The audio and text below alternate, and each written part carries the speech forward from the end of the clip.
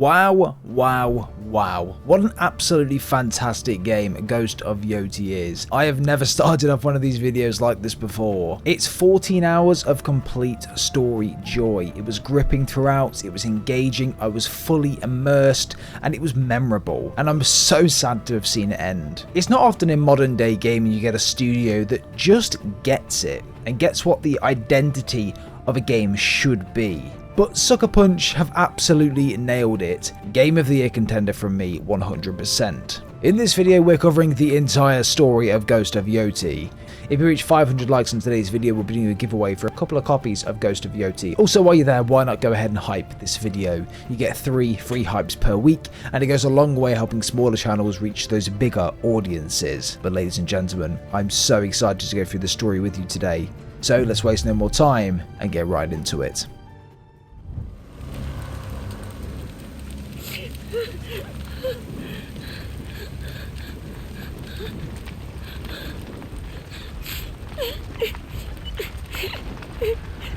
Ghost of Yōtei begins looking at a young girl named Atsu, staring at 2 dead bodies in front of a tree, crying. She picks up a stick, trying her best to defend herself from this group of masked men standing before her. A man known as Lord Saito approaches and says,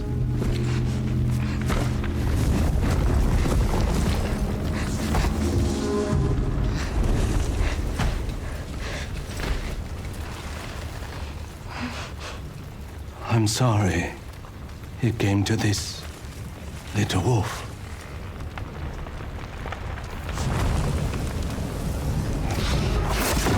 He stabs Atsu in the top of the chest and hesitates, almost like he was going to say something else, but turns around and walks away, leaving Atsu to burn to death on a tree outside her home.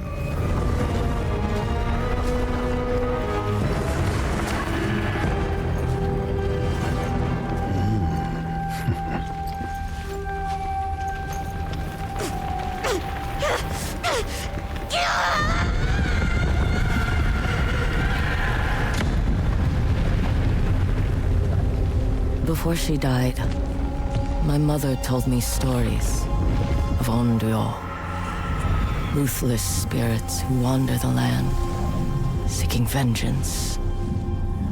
The night my family was massacred, I became such a spirit. Fleeing to the south, I was alone, hungry, and terrified. I found strength in the bruises on my skin, in the memory of a burning tree. But it was in war that I learned to kill. I bloodied my father's blade with nameless enemies, picturing the outlaws who murdered my family. After 16 years, I've come home to the wilds of Wizzo. I will avenge my family, and I will join them in death. Every member of the Yōtei 6 will suffer, starting with the snake. Atsu wanted revenge. She's wanted to hunt down every single member of that group that was stood before her on that night. The snake, the Oni, the Kitsune, the spider, the dragon, and Lord Saito. Atsu stands, walks forward, grabbing her katana and looking over a village that's in distress, with her wolf stood next to her, growling at the bandits, terrorizing the locals and the animals. Atsu started slowly walking through the village, villagers almost looking scared at the sight of her, telling children to get inside. She found a group of Saito outlaws being cruel to a horse, in which Atsu was not having any of it. She approached and calmed the horse, before making them apologize. Aren't you?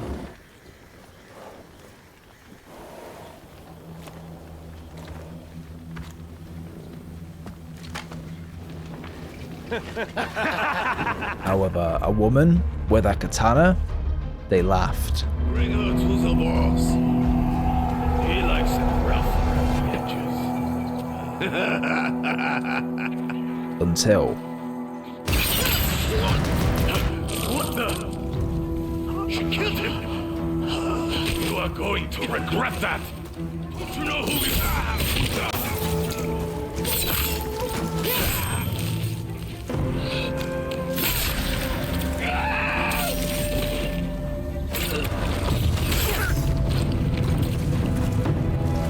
Snake's in there. He should be drunk by now. Atsu would go on to show these outlaws who they really were messing with. The snake, he is in the hut at the end. He should be drunk by now, making him an easy target. Atsu opened the door, first reflecting on what this man has done to her and her family all of those years ago. And it's time. She inflicted revenge on him. She slowly lights the hut on fire, with the outlaws still inside, before throwing the torch into the center of them. The snake laughs before walking outside. He immediately recognizes Atsu and refers to her as the swordsmith's daughter. They fight and Atsu is gotten the better of towards the end. She clinches the snake's sword, but it wasn't enough, and he stabs her. But just enough for her to enact revenge on the snake.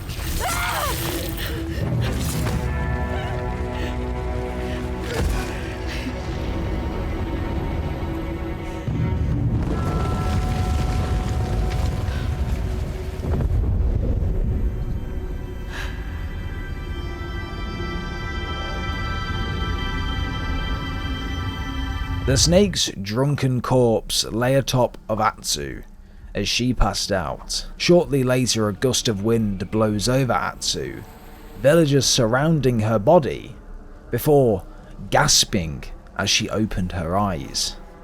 She's alive, and her mission was far from over, crossing off one of the Yōtei 6 on her journey for revenge.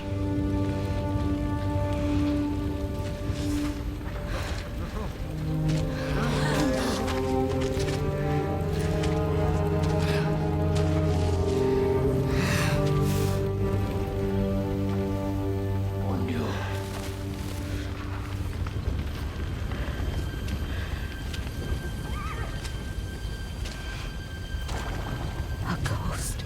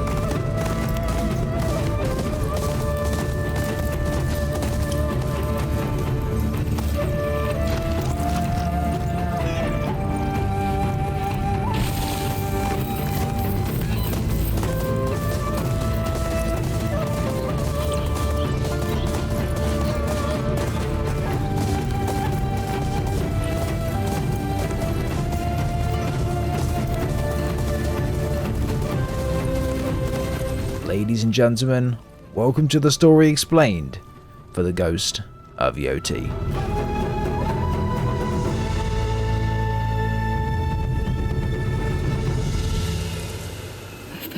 so long. Any ideas, boy? Where do we find the rest of the Yōtei 6? Atsu makes her way to the place she grew up, Ezo. Here, she scouts the area. Mount Yoti, the location of an old katana master, her childhood home, and an old inn. All must be explored to find the whereabouts of her targets. Atsu's first place to go, however, was her home.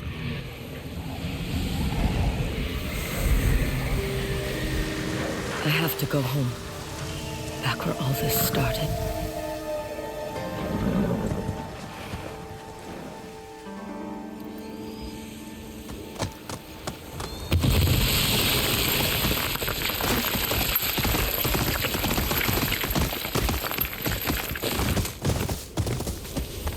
Go, go!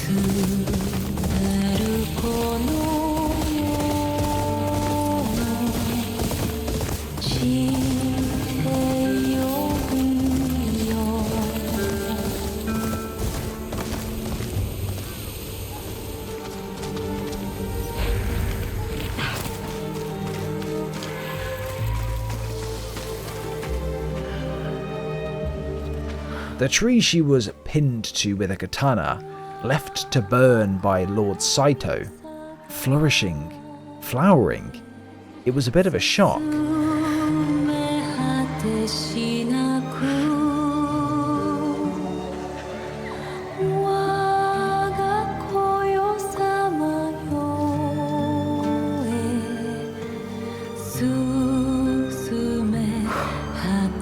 But this brought back memories for Atsu.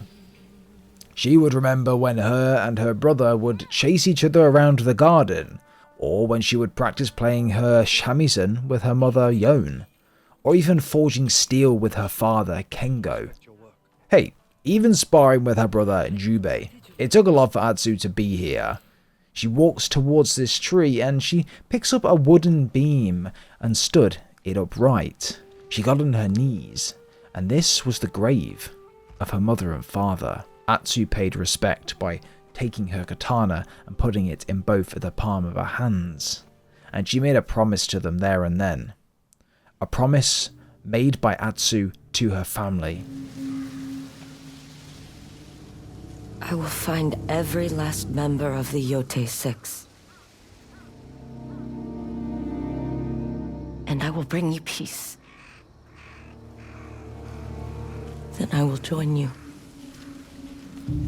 in death.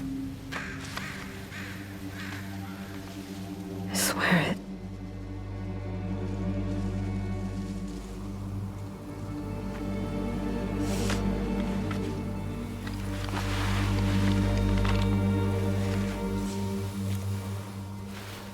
But then, in the corner of her eye, a wolf appears.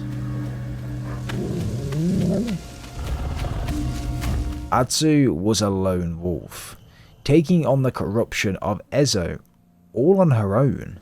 However, Atsu was finished here for now and starts to make her way to the old inn, trying to almost network and get some information on the Yōtei 6, with a note on the front directed at people of Ezo, asking them to join the Saito clan. However, there was trouble inside. Sato's army knew of Ezo as the woman that killed the snake. He's set a big bounty on her head, and many across Ezo tried to take it. Atsu takes on an army of Sato's men and finally interrogates one man, asking him how much is she really worth to the Yōtei 6.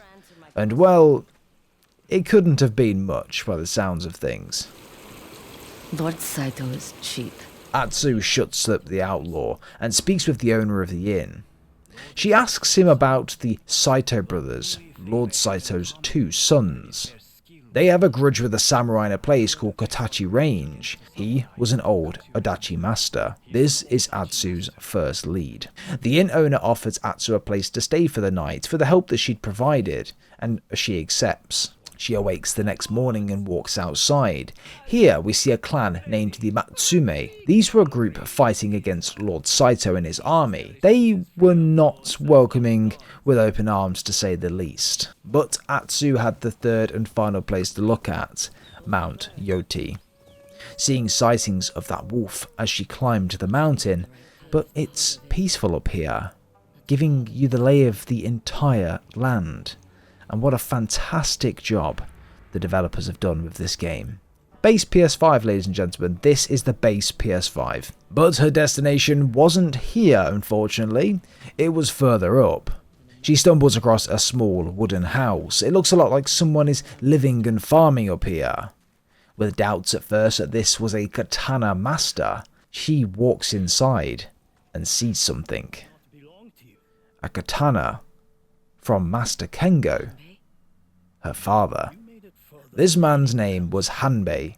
He was an old friend of Kengo, Atsu's father, with him thinking that her and her entire family were dead. She wants Hanbei to train her with his famous dual katana method. He was once the most feared bounty hunter across the whole of Ezo, until he faced Saito. Saito took Hanbei's arm during combat, and since then he retreated to the top of this mountain. Atsu, however, gets her way, only because Hanbei's connection to her father. He agrees to train her. They both together start the training, where he starts firing hot coals at Atsu to slice into two, mocking her technique, asking, "She defeated the snake like that? He must have been drunk," in which he was. Training was going great for Atsu. She was finally starting to get it. But there was one night where they both just sat around a fire. They both looked over the edge of the mountain, and they both went back to that night. Hanbei said that he could see the tree go up in flames the night of her family's death, saying he sat and did nothing, with regret in his voice. But then Atsu says that all of it happened because of her. She and Jubei were off looking for mushrooms to have for supper when someone came out of nowhere as they were being cornered by a wolf to scare it off. This man was Lord Saito. Now, they were children, they had no idea who this man was or what he was capable of. And well, he accompanied them both back to their home after realizing that their father was Master Kengo. And when their mother and father found out who they returned home with, their faces sank. Yon and Kengo were once a part of the Saito clan, but didn't agree with the way that Lord Saito was running the clan, so they escaped, deserted as he said, and never returned, starting a new quiet life, and hoped Saito would never find them, until today. Atsu blames herself for what happened, and it's lived with her every night since. The training, however, was completed. Hanbei gifted Atsu her father's katana and sent her on her way. However, they were ambushed by a group of Sato's men atop of the mountain just as they were about to leave, and one of them held a note to a password. This was the gate password to one of Saito's training fortresses, so Atsu made her way there and fought her way to the top to finally be greeted with him, Lord Saito. She attempted an assassination, but Saito was too quick for her. He stared at her, then down at her blade, then back up at her, and picked up the blade to inspect it. He recognized the blade immediately, responding, "Impossible. The swordsmith's daughter. I let that tree burn. How did you escape?" Lord Saito offers Atsu to walk with him, almost trying to recruit her as a samurai in the Saito clan, calling her Little Wolf, the nickname her father used to give her and her brother. He tries to turn Atsu against the Matsume, the other clan in Ezo, the one we spoke to one of the samurais earlier. They want dogs, not samurais, not warriors, saying they would never give a woman a sword. The shogun of that clan would say a wolf cannot be tamed, but Lord Saito is still tempted to try. The two of them battle it out there and then, with Saito almost refusing to use his katana, as it will be unfair for Atsu. However, Lord Saito was shocked at just how well Atsu was doing against him, until the Matsume clan infiltrated the gates, sending bombs off around Atsu and Saito. Atsu was sent flying and Saito got away. Atsu was weak, lay on the ground screaming in frustration that he'd gotten away, so she had to interrogate some of his men. However, she was saved by Hanbei. Hanbei told the Matsume of Saito's location, and he thought it might have helped, but in reality, it might have just saved Atsu's life. Not that that's what she would have wanted. Atsu spent some time riding around Ezo, defeating outlaws, bounty hunters that are coming after her, but not immediately killing them.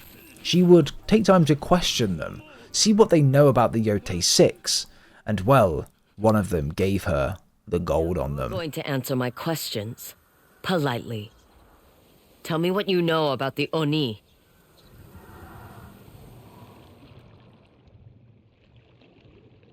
He's a mad warlord in Ishigari Plain. Burns his enemies alive. A Yari master, Sensei Takahashi, tried to lead a rebellion against him, but was forced into hiding on an island off the coast. And the Kitsune? I heard he's a fox demon. Lurks in the frozen wilds of Teshio Ridge. Everyone fears him, except Master Enomoto, an expert with a kusarigama. But that old man hardly ever leaves our mountain. What about the dragon and the spider? They're the sons of Lord Saito, cruel bastards with a taste for firearms. They have set their sights on an Odachi master in Tokachi Range.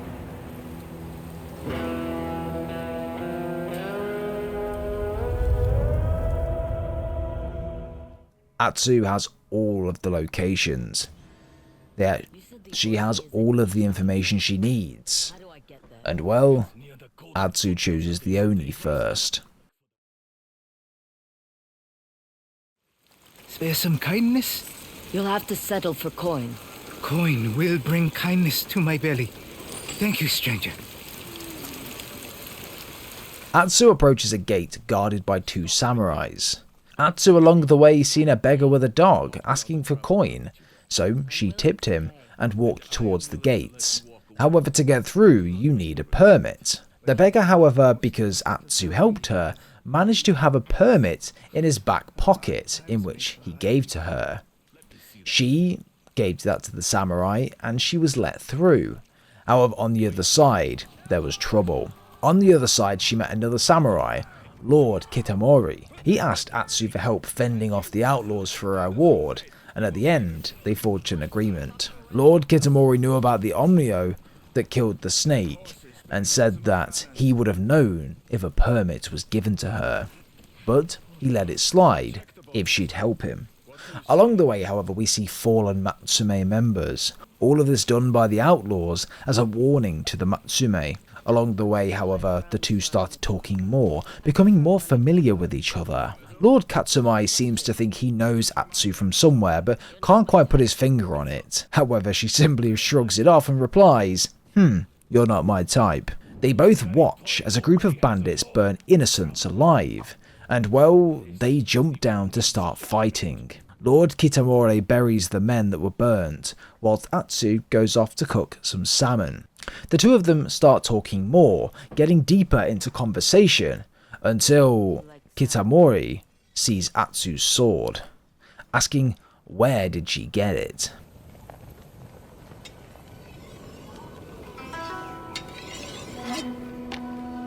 Where did you get that sword? Off a dead man.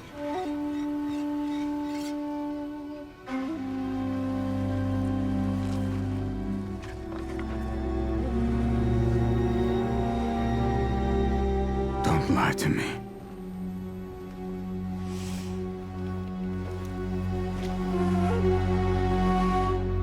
He was my father's.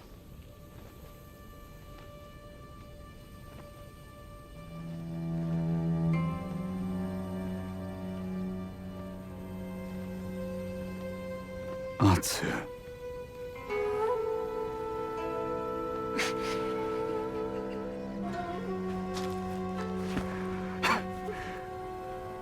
It's me.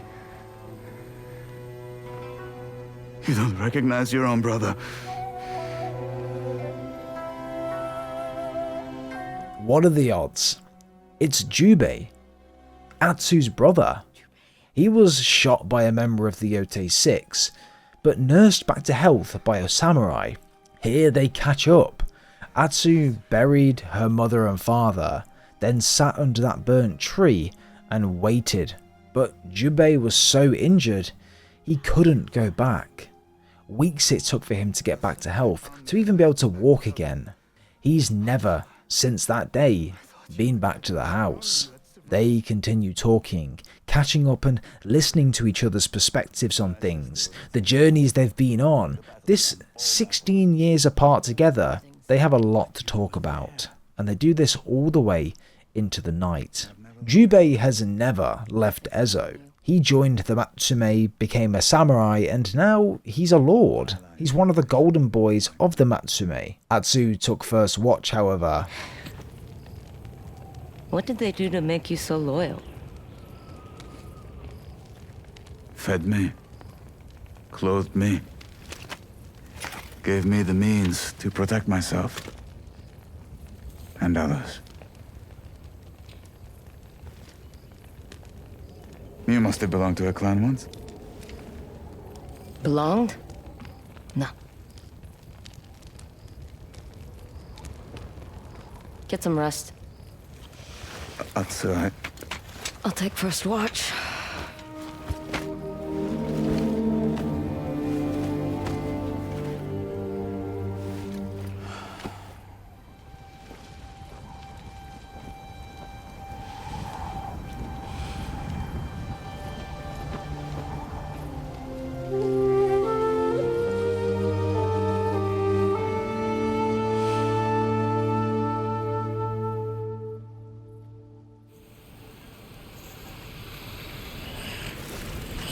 Jubei? Jubei! Their destination was Ishikari Plain, the location of the Oni. They ride at sunrise. Before coming face to face yet again with more destruction, they take out the raiders there and make their way back to the Matsume camp. They inform Commander Wada of their arrival. However, Wada wasn't as welcoming, saying Atsu wasn't any better than the Yotei 6, telling Atsu to get out of his camp. And as Saito said at the start, a woman could never be a samurai in the eyes of the Matsume. However, Atsu's objectives are clear. Kill the Oni. She needs to find a way to get to him, and she comes across a bounty board in a market outside of the castle. Mad Goro. He stole a musket from the Oni, and there's a bounty on his head to get it back and to bring him back too. But Jubei joins Atsu. He wasn't just about to let his sister leave again. They both find Mad Goro, capture him. Rather than taking him back to the Oni, however, Jubei wants to take him back to the Matsume, saying he will only be there for a few days, question him, see what he knows, and then he's all Atsu's. But this didn't happen. Commander Wada does not release Mad Goro, and this leaves Atsu's plan in tatters. But Atsu comes up with an alternative plan.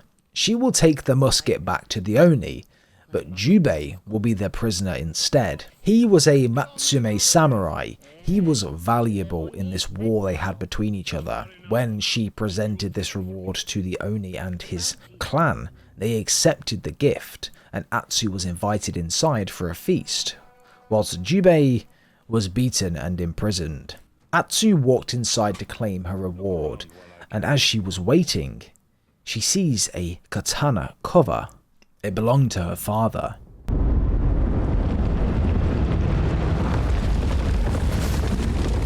No one defies Lord Saito.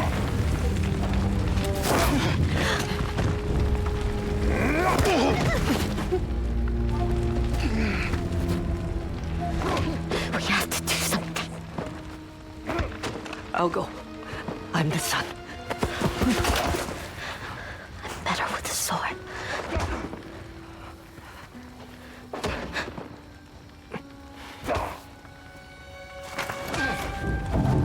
I can save him!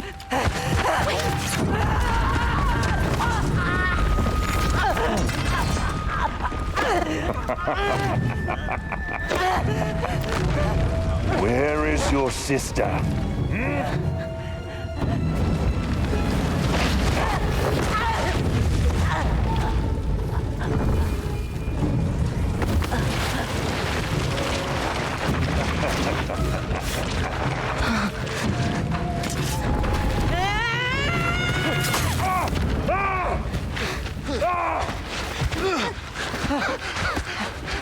Go find your mother. I'll be right behind you. I promise.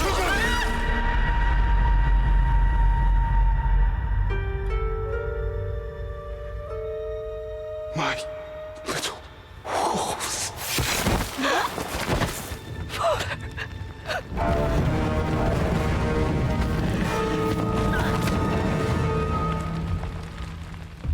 She asked for this as the reward instead of the money, but the Oni just lets her have it.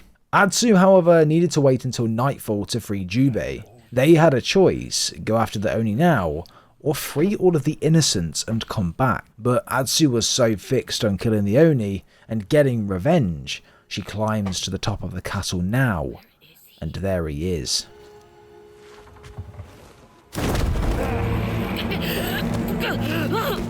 He immediately knew who Atsu was, as soon as she took that saya, which is the katana cover.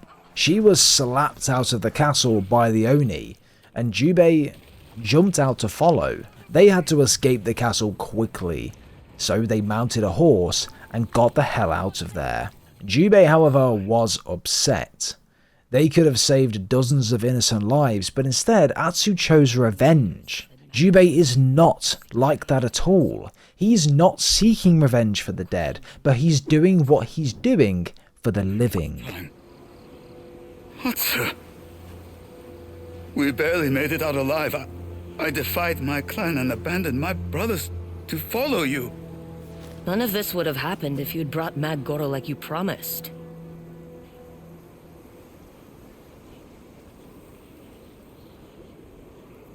We could have saved dozens of innocent lives tonight.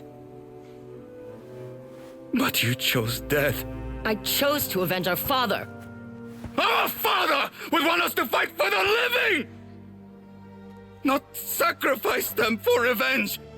Our family was murdered, and all you care about is playing samurai.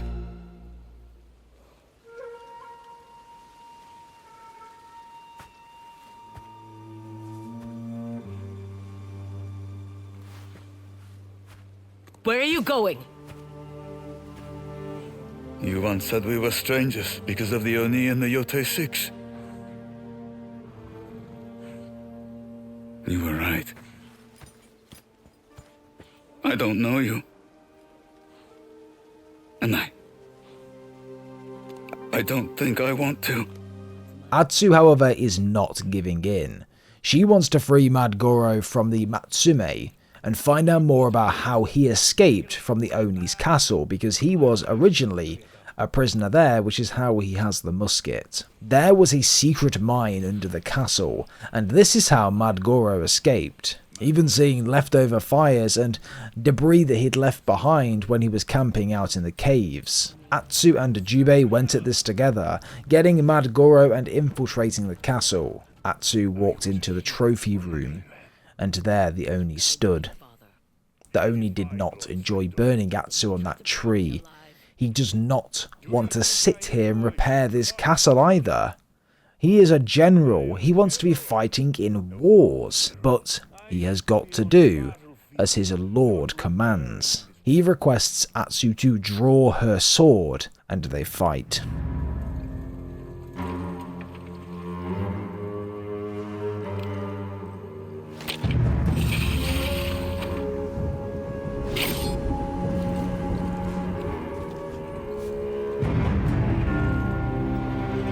Atsu gets the better of him, and makes the Oni crawl to the feet of Jubei. They both surround him, katanas in hand, and behead him there and then, in front of a crowd of people.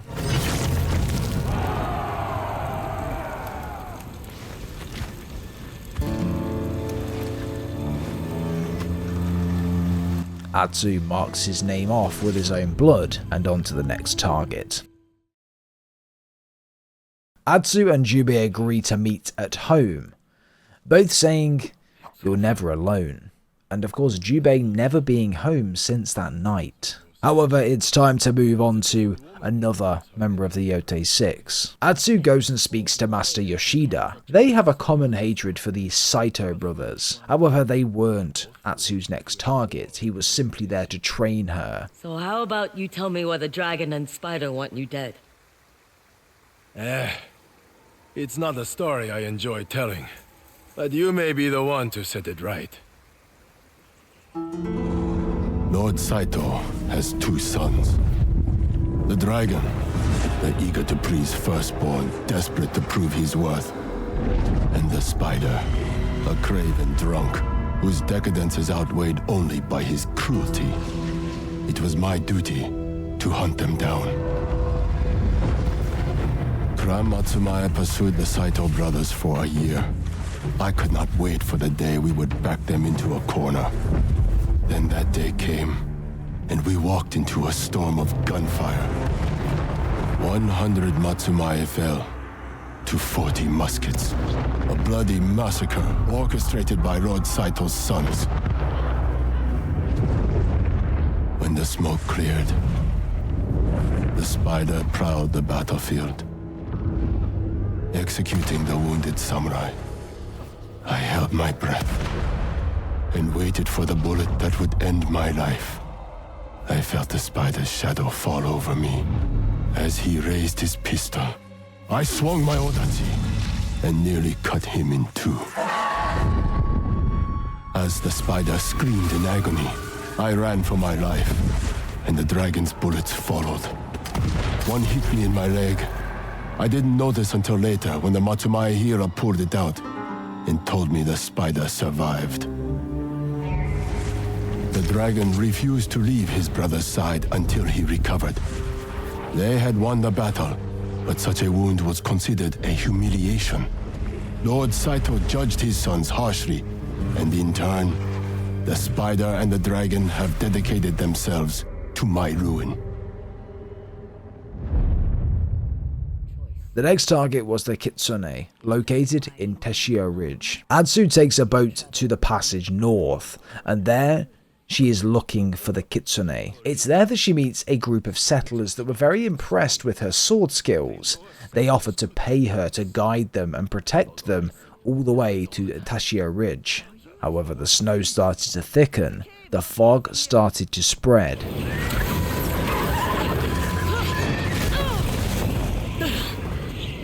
And there in front of her was the Kitsune.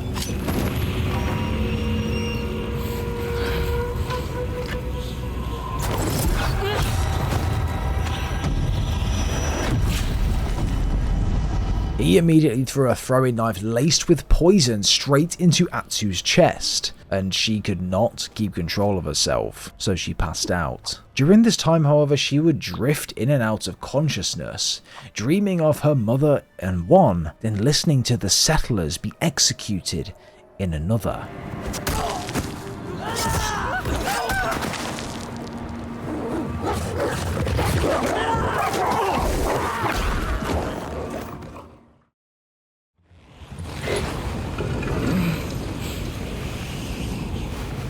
Atsu awoke to her horse nudging her, which actually probably saved her life. The two slowly walked through the knee-high snow until they found a cave nearby, cold, freezing to death, and lit a fire. They stayed the night, and Atsu knew that this was where she was meant to be, knew that this was where she was going to end the Kitsune.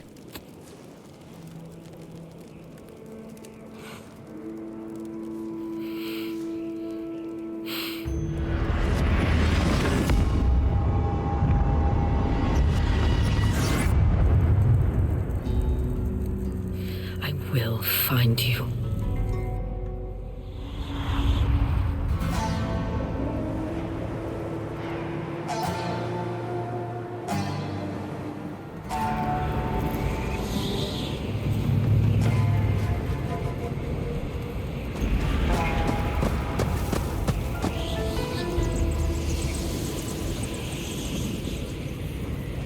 Atsu's first destination was a place named the Red Crane Inn. It was filled with the Matsume, unsure why though.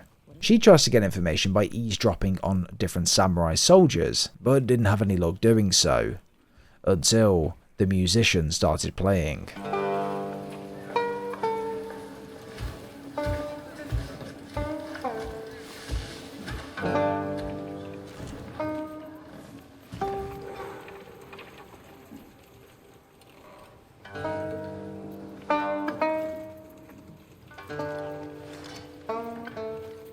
This took Atsu back to a time watching her mother play that exact song.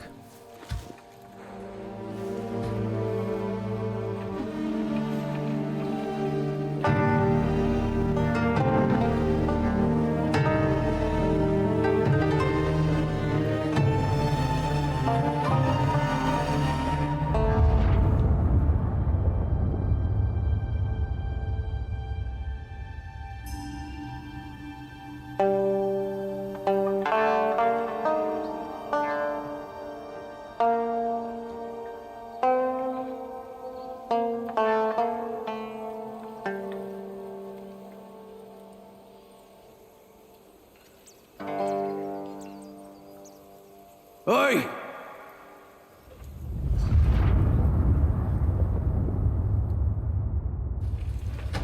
Play something more lively. Better yet, put down that shamisen and dance. However, the musician approaches Atsu, hearing of her speaking about the Kitsune. She tells her to meet her outside, where she tells her of a clan named the Ninetails. Everyone here hates the Ninetails, and that is the Kitsune's army. The musician's name is Oyuki, and she is a very mysterious character indeed. A musician that knew a lot about everything, more than she probably should. They both start to look into the Ninetails clan more, finding out why they use symbols as a way to communicate, and also direct each other to different places, until Oyuki finally hears Atsu's name. I don't even know your name.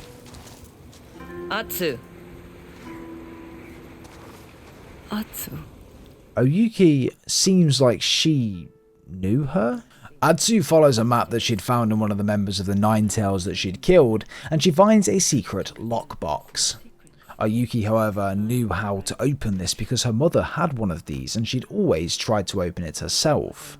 A simple click on the right piece of wood opens it up, and inside was a note. This note hosted a list of ingredients in a nearby harvesting site. So Atsu and Oyuki both meet there, and they make their way in. They had to be very quiet and stealthy about it because it was guarded by the Matsume. However, when they were midway through, they heard cannon fire. The Matsume were fighting against the Ninetails. The war had started. Atsu gets eyes on the Kitsune, as Oyuki lists off everything that's going on in that poison growing operation, and rushes through the fighting to find him. Atsu finally confronts the Kitsune, however was bested in combat due to the Kitsune using poison to their advantage, until Oyuki walks in. Only you knew the truth. Get away from her. Oyuki.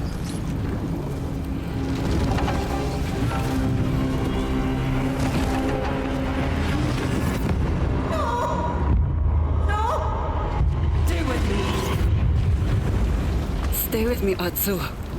She passes out on the ground in the burning building, but wakes up a while later to Oyuki carrying her out. She says the Kitsune fled. Now, throughout our time meeting Oyuki, she's never been violent. She's always stood to the side during combat, but here she's wielding a weapon just fine, fighting back as well as we would, just like a real samurai. and she saved Atsu's life. How does she know so much about this toxin, listing off the ingredients and telling us exactly how these harvesting sites work? Atsu is not in a good state, going in and out of consciousness, dreaming of her mother, flashing back to that night again.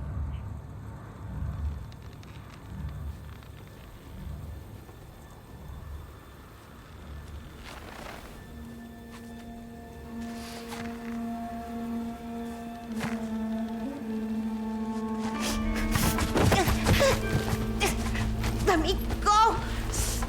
Stay with me. The kitsune, they sound familiar. They sound like a woman. Stop! Stop, please! Come on. Atsu, go with him. No! No!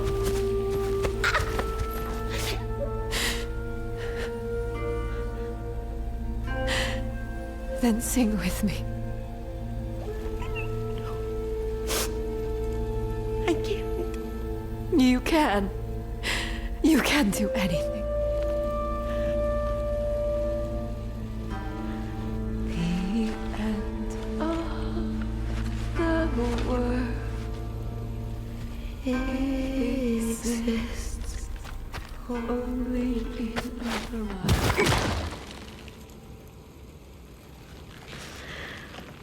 Wander on, my love.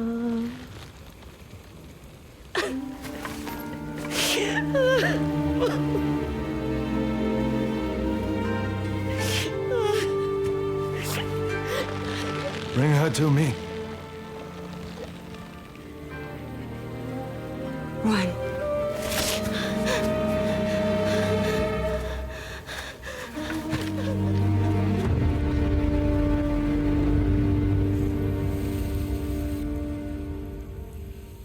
Easy, Atsu. The antidote takes time. You can't move yet. Atsu wakes around a fire a short time later.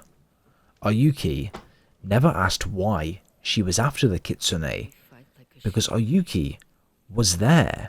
She was the kitsune from that night. But the kitsune, Oyuki, tried to save Atsu's life that night, but Atsu is still filled with rage. Oyuki gives Atsu time to get her strength back and hands her a map on where to meet her when she wakes. Atsu goes to the location Oyuki told her to meet, and they confronted each other there and then. Oyuki doesn't want to fight. She wants to help kill Saito and the Yotei 6. She's no longer one of them, and she's trying to prove that to Atsu. Atsu isn't having any of this, however. The man in the mask was her replacement, and she was cast out as she was trying to turn the Ninetales against Saito. Saito for years has been trying to silence Oyuki, but she can help Atsu fight like a Ninetale, withstand the toxin, and kill the kitsune. But why is Oyuki doing this? Well, I guess time will tell. Oyuki, however, trained Atsu, and it was within this time that they really started to bond together. But Atsu was curious. Why kitsune as a name? Oyuki's favourite animal as a child was a fox, mortal tricksters in Japanese culture. But now she's hid behind so many masks. She just wants to show someone her true face. Be her true self for once. Before the kitsune, there was the innkeeper's daughter. By day, her shamisen songs brought warriors to tears. By night, her family served Clan Saito as their knives in the dark.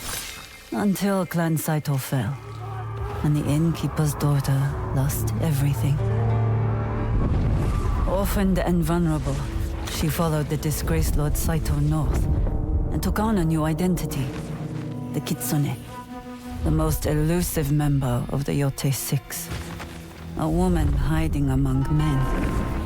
More and more, the Kitsune felt trapped by the title meant to protect her. Until one fateful night, she snapped. The Kitsune defied Lord Saito to save the life of a young girl. As punishment, he branded her skin and forced her to train new shinobi to serve his schemes.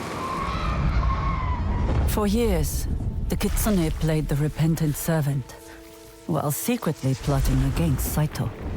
But she was betrayed by her closest ally, and the Nine Tails cast her out as a traitor. The Kitsune lost everything she built, but found an unlikely ally in the girl she risked her life to save.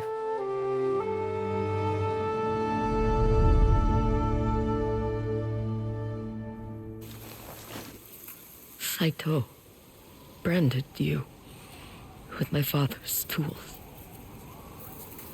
If I screamed, the others would discover I was a woman. You can imagine what would happen next. I can't. It's dark. I'm going to sleep. We'll continue your training in the morning. Their training was over. Atsu couldn't forgive the Kitsune, but she could forgive the innkeeper's daughter. Atsu,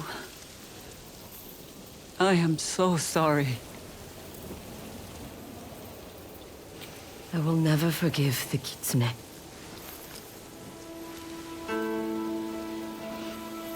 But the innkeeper's daughter, I might forgive her.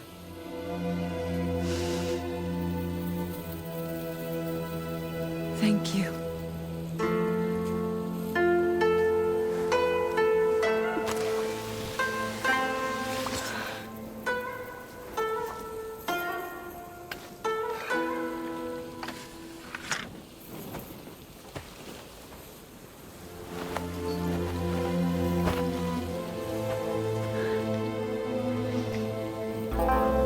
Come on.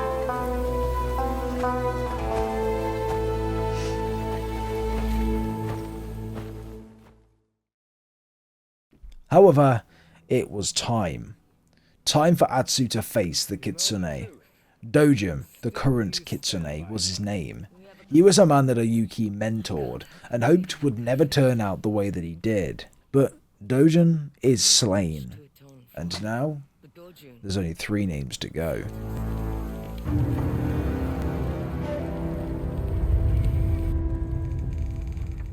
We pan to Lord Saito, the spider, and the dragon. All of them sat around a table discussing the fallen Yōtei members and what is next. Atsu makes her way back home, and there, Jubei. This is the first time he's been home since that night. Both of them still grieving, even 16 years later. Flashing back to that night again, where Atsu and Jubei find each other, and her telling him their mother was dead. You're here now.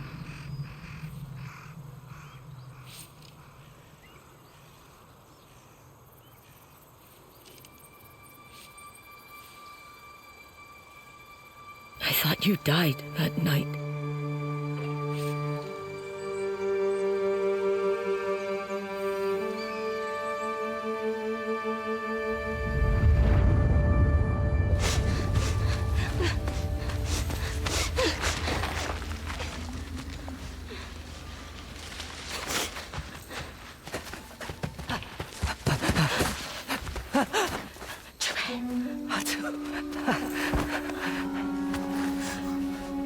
Where's Mother? Where's Mother?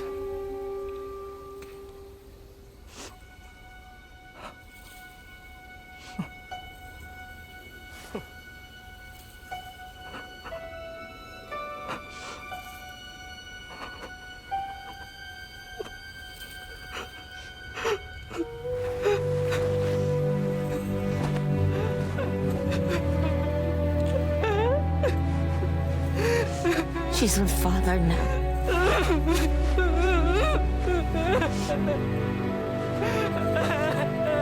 It's okay. Save the tears. Why are you doing this? Oh, all of this screaming is giving me a headache.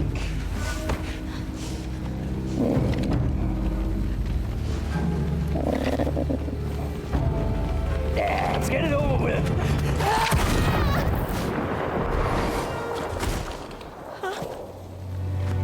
Oh, what a brave brother you had. Jimmy.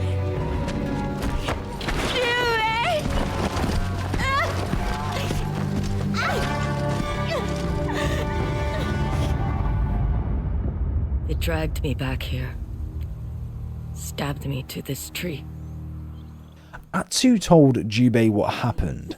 She was pinned to the tree, set fire to, left to die. They walk around the house, reminiscing and reliving old times and memories. Jubei, however, looked to try and tell Atsu something that seemed quite difficult for some reason. Until in walks Ayuki. And Jubei was shocked when he found out that Atsu invited a member of the Yōtei 6 into their home, literally a part of the group that killed their parents. You grew up and became samurai.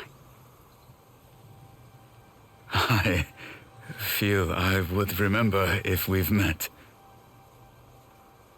You knew me as the Kitsune.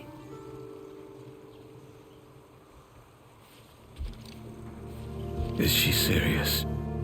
We crossed paths in Teshio Ridge. Jubei is confused, unsure. How has this woman that helped kill their parents earned the mercy of the Onryo? They try to explain, but Jubei needs more time to get his head around this. Ayuki drops the bomb that the Saito clan are planning to attack just off the coast, and when they get there, the Matsume clan holding the fort down were all murdered by the dragon and the spider. Lord Saito has been planning a full-scale assault against the Matsume for years, and this is the start. They, however, need to find Jubei. As they rode through the towns, all the buildings burnt to a crisp, the villagers crying upset. The spider and the dragon will wipe out the villagers to protect their father, and this was much more of an attack than they anticipated. It was an invasion. Atsu, Ayuki, and Jubei decide to wait until nightfall for their best chance of making their way inside. The Matsume castle was completely flooded with the Saito's clan's men, and inside, Jubei has someone really important that he cares about and he hasn't told Atsu about. His daughter, Kiku. Here they find out about each other. Jubei never told Kiku that she had an aunt, or Atsu that she had a niece. However, they finally make it. Oshima Coast, the home of the Saito brothers. Atsu joins Jubei and Kiku. They catch up, bond, even Atsu teaching Kiku a thing or two. However, Atsu and Jubei find out the location of the dragon, so they need to make their way to a lighthouse where he's located nearby and face him. However, Atsu didn't have any luck this time. The dragon jumped off the top of the lighthouse and into the sea, boarding a nearby ship. The dragon is on board! Go! Move to open water! Atsu! He got away, Jubei. They needed a plan. Ayuki was finding the spider's trail. They were going to use him, the drunk brother, as bait. The brothers care very much for each other, so this could work. Atsu and Ayuki make their way to the spider's estate, face him, and capture him. However, Kiku stuck along for the ride. Atsu immediately told her to go home, but Kiku has said that she's been here before. She knows the layout, and she knows how to get inside. Kiku is instructed by Atsu to stay outside and to not follow her in. Atsu and Ayuki would plan, however, to go inside and find the spider. Atsu would disguise herself as a performer to get in close, with the first song on the list being The Night of the Burning Tree, mocking Atsu and her family's death.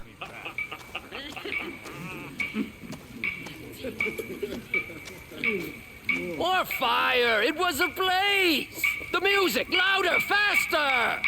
people were screaming!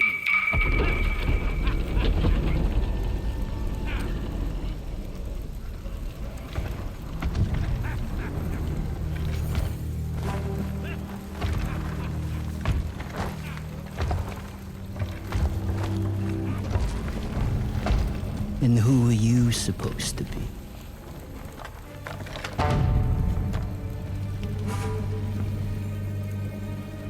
It's the swordsmith's daughter!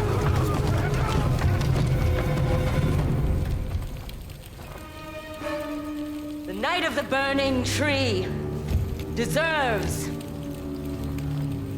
a new ending.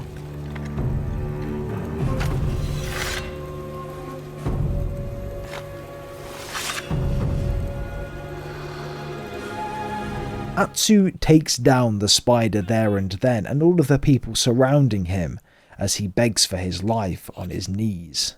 She had to fight with every fibre of her body to not kill this man when he's sat there. Me alive. For now. Atsu, Get him out of my sight! I'll see that he's taken to Castle Matsumai. Tatsu? Kiku. When she left, Kiku's seen her, smothered in soldiers' blood, the people that she killed in there. Atsu felt terrible, embarrassed that Kiku had seen her like this. Kiku was told to go home, and Atsu returned also. Atsu was filled with rage. Every time she was near a member of the Yōtei 6, she changes, almost becomes unrecognisable. Revenge gets the better of her every time. Jubei and Ayuki both see it. But they have things to do, so Atsu and Jubei both go to speak to the captured spider. However, inside was Kiku talking to him. What is she doing? Jubei instructed her to wait outside, and finally they were face to face with the one who was there that night. They were staging an execution of the spider in hope that the dragon, his brother, will come to try and save him, luring him in, and that they can kill him too. But this wasn't happening for another day yet. The four of them take some time. They bond, they laugh, they sing, they drink and eat, and get ready for the big day tomorrow. But this is important, catching up and bonding. 16 years without seeing each other, and now there's a daughter in the mix. They really needed this time. We had some sake to go with the view.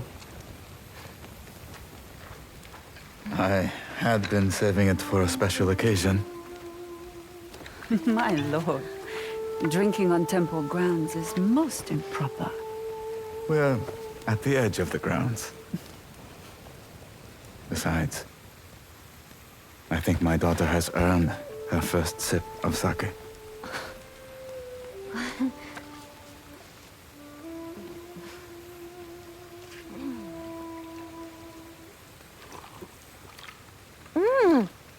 Oh, this is much better than the jars you keep at home.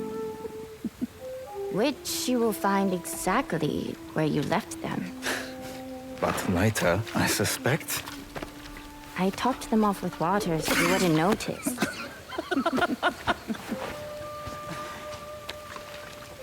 You have to be impressed. At her age, we just buried the bottle. It's good for a woman to have a strong constitution. A woman. More, please.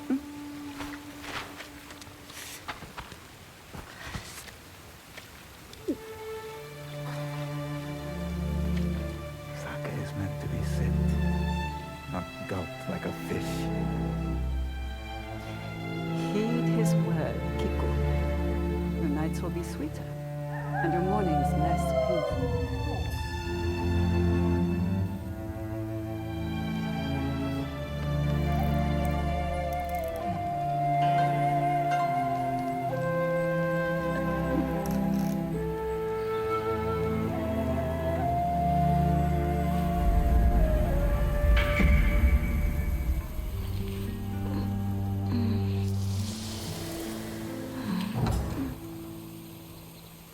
I wish we could stay here forever.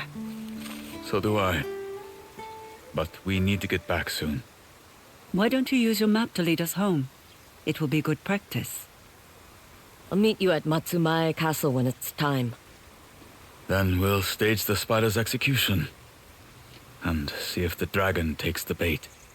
However, the next day comes around and they escort the spider from the cell onto the beach. The spider, however, talks more about his father in this section and what his father would have done to his brother and him if they didn't shoot Jubei on that night, or at least did what they did if they didn't follow the orders. And this is a very interesting theme throughout the entire game. The Oni said the exact same thing. Now the two brothers are saying it too. The Kitsune mentioned very similar too. These are just orders they're following. These are not personal things. But it's an interesting thing to think about. Oyuki tells the spider about her being the original Kitsune, saying all this time that they had no clue that a woman was stood there next to them. They string up the spider and wait. In the background, boats start to arrive. Boats that look empty. Something is severely wrong here. The Saito clan, they start attacking the castle and aren't falling for the beach execution. All of the Matsume are on the beach, hiding ready to strike for a beach attack, but leaving the castle completely unguarded. They needed to get back to the castle, protect their people, protect Kiku. But then Saito and the two brothers, all three of them are here now. Jubei is waiting for Atsu's help. His daughter, her niece, could die from this attack, with Jubei telling Atsu to let it go.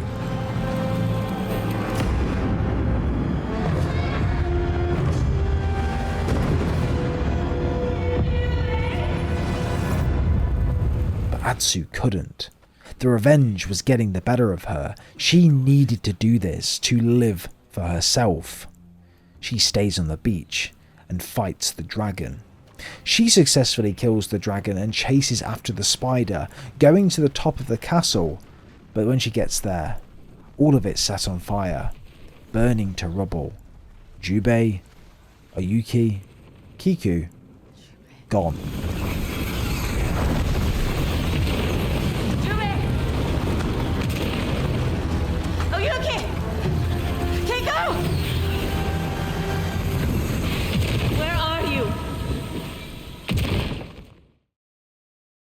Lord Saito and the spider stood over the dragon's body. Lord Saito telling him that he's failed at everything, telling him to drink himself to death for all he cares, and walks off. Atsu immediately checks the temple that they'd all spent the day at the other day. That was the safe location that Jubei had set for Kiku, and what do you know? She was here. Atsu was so happy that she was there, but Kiku, where was her father? Was the first thing she asked. They mounted the horses immediately and rode as far away from the coast as they possibly could. Atsu took Kiku back to their family home. He never told her about this place, never brought her here. But Kiku was angry, asking Atsu why she wasn't there for Jubei. And here, well, Atsu tells her everything. Why weren't you there for him? Because I was angry, like you are now.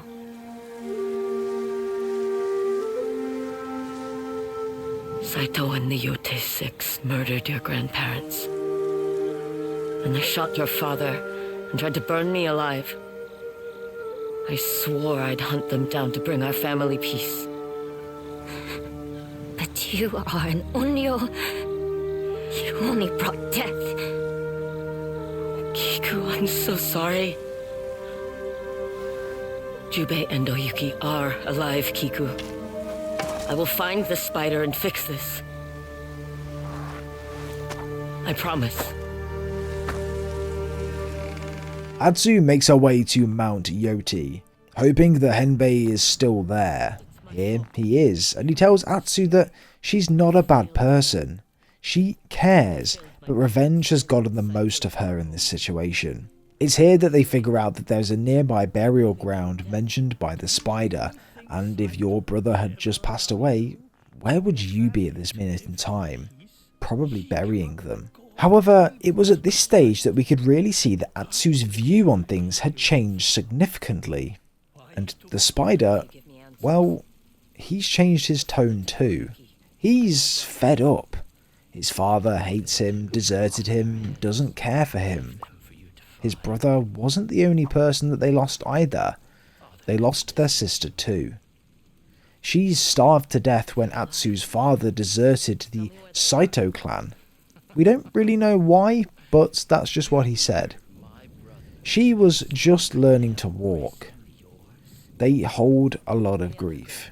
They slaughtered Atsu's family for revenge and what happened, which is why their attack was so brutal and non-remorseful. Atsu, however, cornered the spider and has the opportunity to kill him there and then, but decides not to. She marks his name off on the cloth that she has around her waist and learns to channel her revenge for when it's really needed. The spider laughed and turned away, immediately finding it funny that he somehow survived, but then snapping back to reality. She showed the spider mercy, so he decided to help her. His father abandoned him. He didn't care at that point. Atsu had to meet the spider, and then he would direct her exactly where to go. Atsu told Kiku of the news that they're alive, held in Saito's fortress. The spider was sat waiting for Atsu. He would take her on a boat to the castle, but would not speak any more or give any more information on his father. I'm sorry. I should have come with you instead of fighting the dragon. Saito is here. The Onryo will have her revenge. I don't care about that. About him. I wish that were true. It is. Jubei, I came here for you and Doyuki. Kiku is waiting at home. I promised I would save you both. I want to believe you. But when it comes to Saito,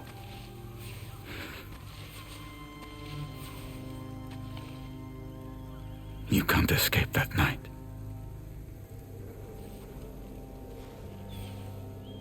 I'm trying.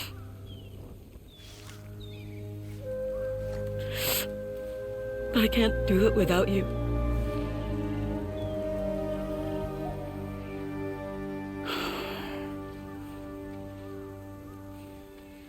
Saito said he had something special planned for Oyuki. And both of them, well, they speak about everything that had happened. How bad Atsu feels. Why she's changed her view. And this is a new start. She was so sorry. She should have helped him find Kiku. They, however, make up for it. And they find Oyuki.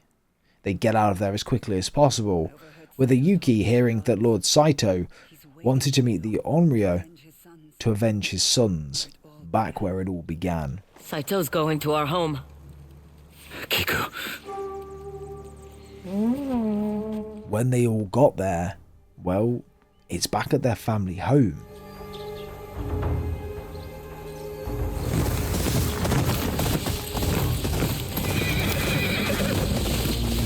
I never should have left Kiku alone.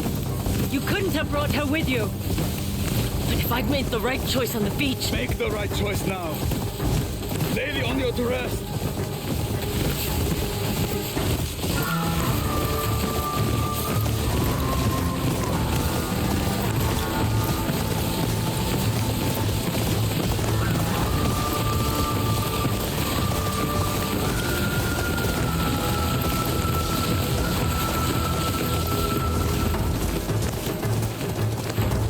Torches!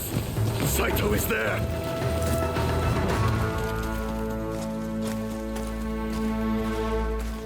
Don't let him rattle you.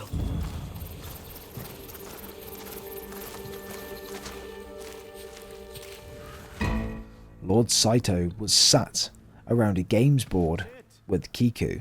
Our game has just begun.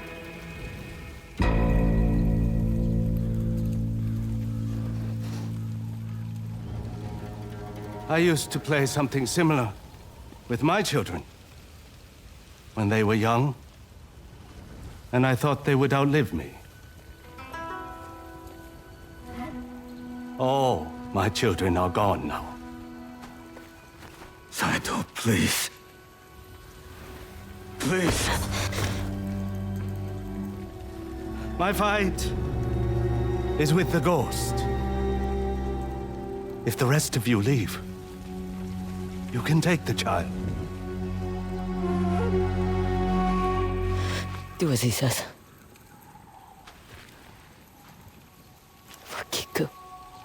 They agree to let Toyuki, Jubei, and Kiku go, as long as the Lord Saito can fight Atsu.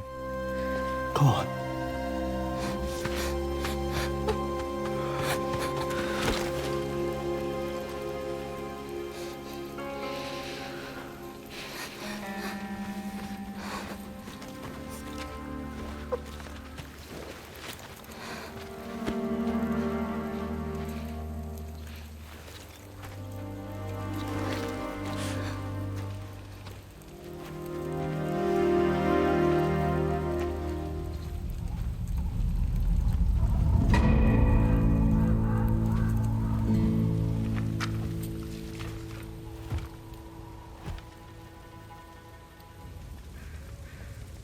Killing my family. Was it worth it?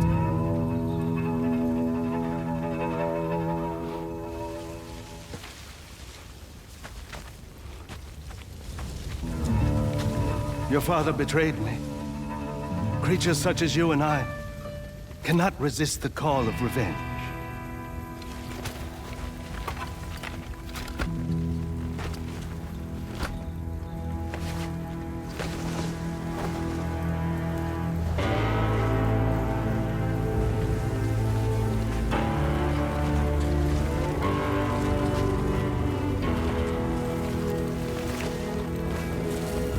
I found something new to live for.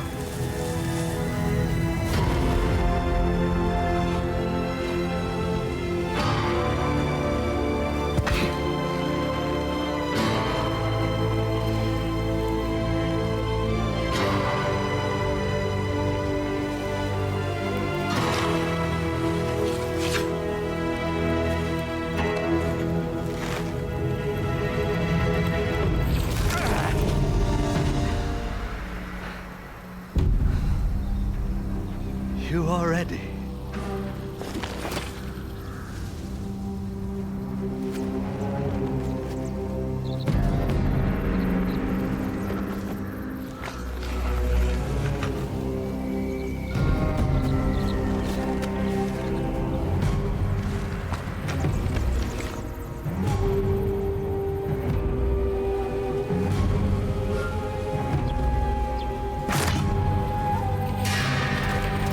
You've waited 16 years for this, Onryo! Don't falter now! However, Lord Saito pulls out his katana and immediately strikes Atsu. But Jubei runs in. He's not leaving his sister behind. They will protect this family, and he is not losing her again. We'll protect this family. Atsu stumbles over to the katana and helps fight Lord Saito. However, Lord Saito stabs Jubei straight in the stomach. Jubei. For the living.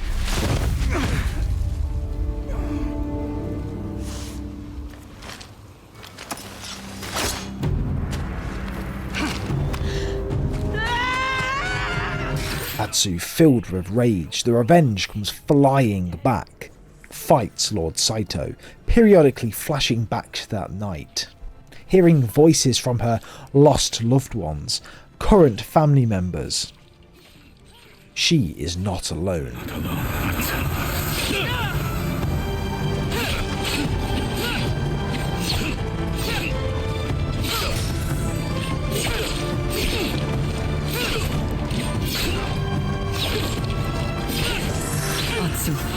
Rage wins the battle, but loses the war.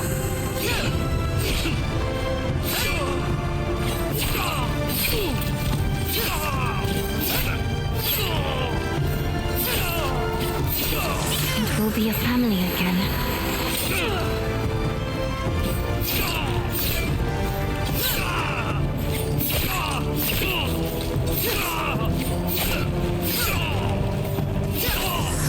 Fight for the living.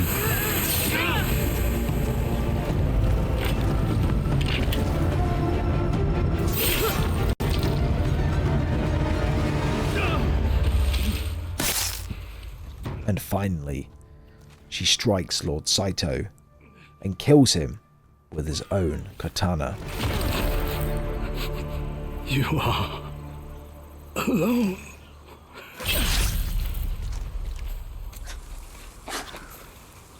Come, little wolf.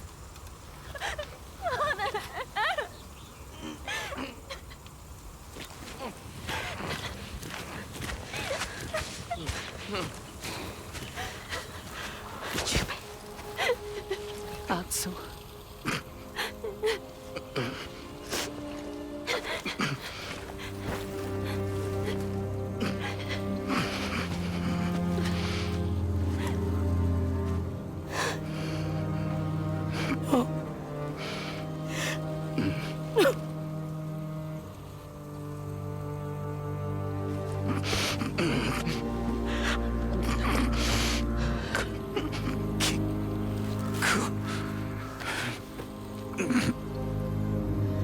She'll never be alone.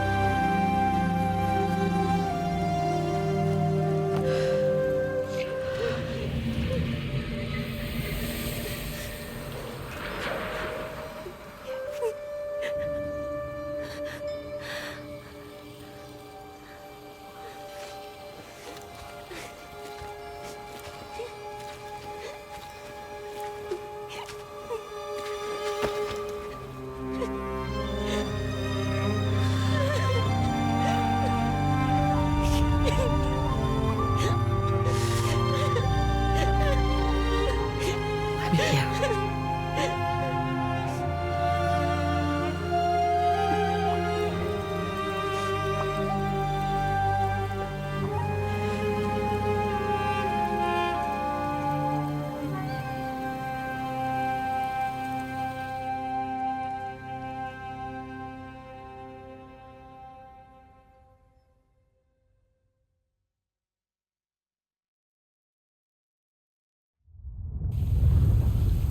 Six months later, Kiku and Atsu are both living in their family home.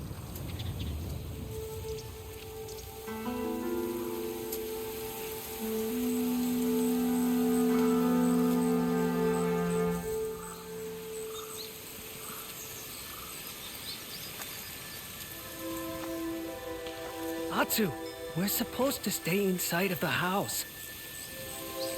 I don't even like mushrooms. Aunt Atsu, I found more mushrooms.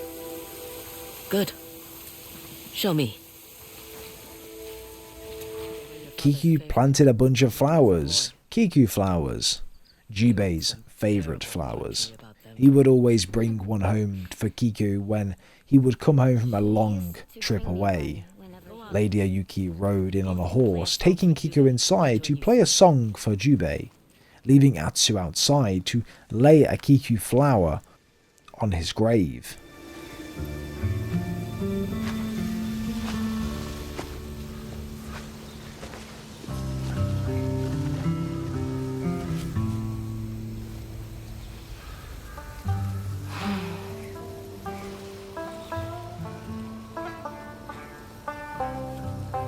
Kiku's becoming quite the musician. He'd be so proud. In the corner of her eye, however, was the wolf.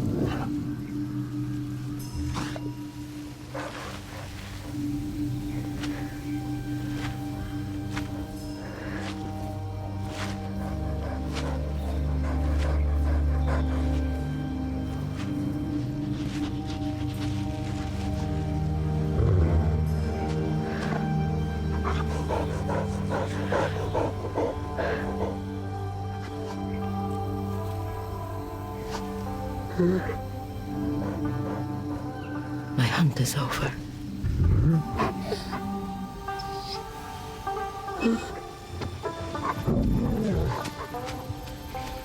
The hunt is over. The Onryo is no more.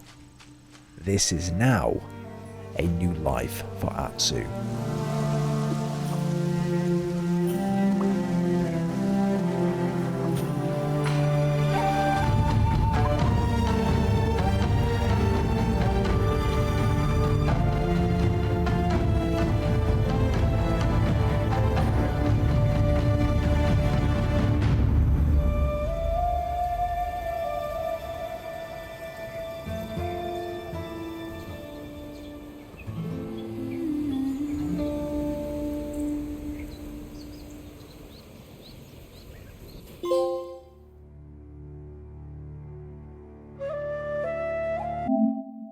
And ladies and gentlemen, that has been the full story explained for the Ghost of Yōtei. What an absolutely incredibly beautiful game. One that's filled me with emotion, leaving me loving every character in the wolf pack. A full ending explained, and a lot more lore is going to be coming out on this game going forward because there's so much more to dive into with this game, so be on the lookout for that. But Atsu went from this rage-filled ghost to actually coming to terms with the fact that family, the living, are what's most important, and revenge isn't everything. Fantastic. But guys, let's get this video to 500 likes. If you've made it this far into the video as well, comment Atsu down below. Definitely go ahead and hype this video if you haven't already. This game was too good to not like and hype. It's so good. If you guys want to be in for a chance to win a copy, make sure you do like the video and comment Atsu down below, and then I'll be giving away a couple of random copies with these types of videos like we always do. Also, this game is like 14 hours long and I'm releasing this on release day, so I have literally not slept, and I've really put a lot of work into this video to get it out for you guys as quickly as possible. So if you can show some support with that, that'd be very much appreciated. Subscribe for more story-based content coming and more Ghost of Yōtei lore, and ladies and gentlemen, we'll see you guys in the very next video.